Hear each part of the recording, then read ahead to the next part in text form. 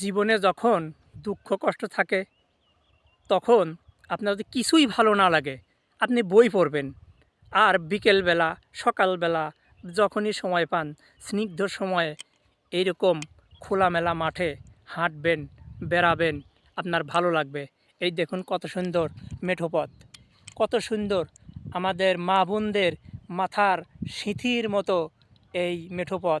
এখানে হাঁটলে আপনার খুবই ভালো লাগবে, ভালো লাগার অনুভূতি অনেক প্রখর হয়ে যাবে। এই যে দেখুন মেঠো পথ, আমি এখানে ঘুরছি। আমার জীবনে যে কত দুঃখ আছে সে কিন্তু আমি সোশ্যাল মিডিয়ায় বলি না। সব কথা তো আর সব জায়গা বলা যায় না। তারপরেও আমি যখন এই প্রকৃতির কাছে আসি আমার আমার নিজেকে খুব সুখী মনে হয়, খুবই সুখী মনে হয়। আমার কিন্তু দুঃখ কষ্ট জীবনে অনেক কিছু আছে। আমার জীবনের গল্প নিয়ে যদি আমি বই লিখি তাহলে সেটা কিন্তু বিশাল এক উপন্যাস হয়ে যাবে এবং খণ্ডের পর খণ্ড হয়ে যাবে। আমি অবশ্য লিখতে পারি। আমি সাহিত্য চর্চা করি, আপনারা অনেকেই জানেন সাহিত্য চর্চা করি। আমার জীবনী নিয়ে আমি একটি বৃহৎ উপন্যাস লিখব সেরকম পরিকল্পনা আমার আছে। আমার আমি কিন্তু উপন্যাস লিখি, সাহিত্য চর্চা করি, কবিতা লিখি, গল্প লিখি। আপনারা অনেকেই জানেন আমার দুটো বই আছে। একটা বই আছে নাইমা তোমার জন্য, এটা রকমারিতে পাওয়া যায়।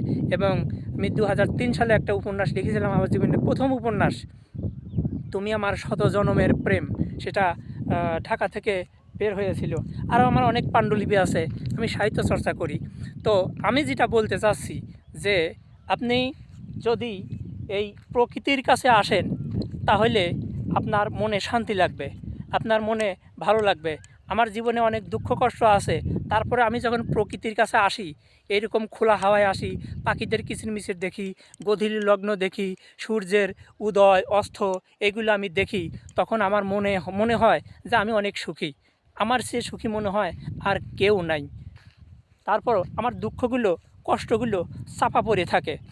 এইরকম মেঠো পথে এলে সত্যি অনেক ভালো লাগে। আপনি যদি শহরে থাকেন যেখানে একটু সুন্দর জায়গা আছে সেখানে আপনি গিয়ে একটু নিরিবিলি বসবেন। যদি মনের মতো সেই রকম প্রিয়জন থাকে, বন্ধু থাকে, ভাই বন্ধু থাকে, আপনার স্ত্রী ছেলে মেয়ে থাকে, তাদের সাথে আপনি দর্শনীয় স্থানগুলো ঘুরবেন। শুধু জীবনে অর্থ উপার্জনই একমাত্র লক্ষ্য হওয়া উচিত না।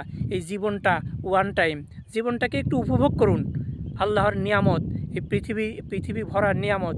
আপনার সাধ্য অনুযায়ী আপনি যতটুকু পারেন দেখুন। আপনার বিদেশে গিয়েই যে ভ্রমণ করতে হবে এরকম না, ওরকম পারলে ভালো, না পারলে আপনার বাড়ির আশপাশে, আপনার গ্রামের আশপাশে, শহরের আশপাশে যেখানে যা আছে প্রয়োজনীয় এই সৌন্দর্য দর্শনীয় স্থান সেগুলো আপনি ঘুরে দেখুন, আপনার ভালো লাগবে। আমার কিন্তু সুখের ভালো লাগার জায়গা হলো এই মাঠ, এই ক্ষেত, এই গ্রাম বাংলার এই অপরূপ এই দৃশ্য এবং সূর্য উদয় অস্ত, পাখিদের গান, কলকাকলি, ফুল ফুটা, ফুল ঝরে যাওয়া, এসব দেখি যখন আমি দেখি আমার তখন খুব ভালো লাগে, খুবই শান্তি লাগে। দেখেছেন এই মেঠো পথে আপনি যখন হাঁটবেন তখন আপনার ভালো লাগার অনুভূতি অনেক উপরে চলে যাবে। তো আমার যখন কোনো কিছু ভালো লাগে না একটি বই নিয়ে এসে মাঠের আলে বসে পড়ি, গাছের ছায়ায় বসে পড়ি। যেভাবে পথের পাঁচালীর অপু বই পড়তো তাদের বাড়ি থেকে একটু দূরে এই পুকুরে, ওখানে কিন্তু পাহারা দেওয়ার ওই পুকুরে পাহারা দেওয়ার বিনিময়ে তার বন্ধুর কাছ থেকে বই নিয়ে ওই পুকুরের পাড়ে বসে সারা দিন ধরে পড়তো। তো বই পড়তে হবে, বই না পড়লে আমাদের চিন্তা চেতনার উন্নতি ঘটবে না। আমরা মানবিক হয়ে উঠতে পারবো না অনেকাংশেই। বই পড়তে হবে, বইয়ের কাছে গেলে আপনার শান্তি লাগবে। জীবনের দুঃখ কষ্ট অনেক কিছু ভুলে থাকতে পারবেন। দুঃখ কষ্ট নিয়ে জীবনটাকে ভারী করে তুলবেন না। প্রখ্যাত ইংরেজ দার্শনিক ডেল কার্নেগি বলেছেন যে শুধু আজকের দিনের জন্য বাঁচুন, আগামীকাল কীভাবে বাঁচবেন বা আগামীকাল কী করবেন ওইটার জন্য সেই আগামী দিনের চিন্তা করে আজকের দিনটা ভারী করে তুলবেন না, শুধু আজকের দিনের জন্য বাঁচুন। এই একটা কথা যদি আপনি মেনে চলেন আপনার জীবন মনটা অনেক প্রশান্তি হবে, অনেক অনেক সহজ হয়ে যাবে। আগামীকালের চিন্তা যদিও কিছু সঞ্চয় থাকা ভালো, তার মানে এই না যে সেইটা নিয়ে পেরেশানি করে জীবনটাকে কষ্টে ভরে তোলা।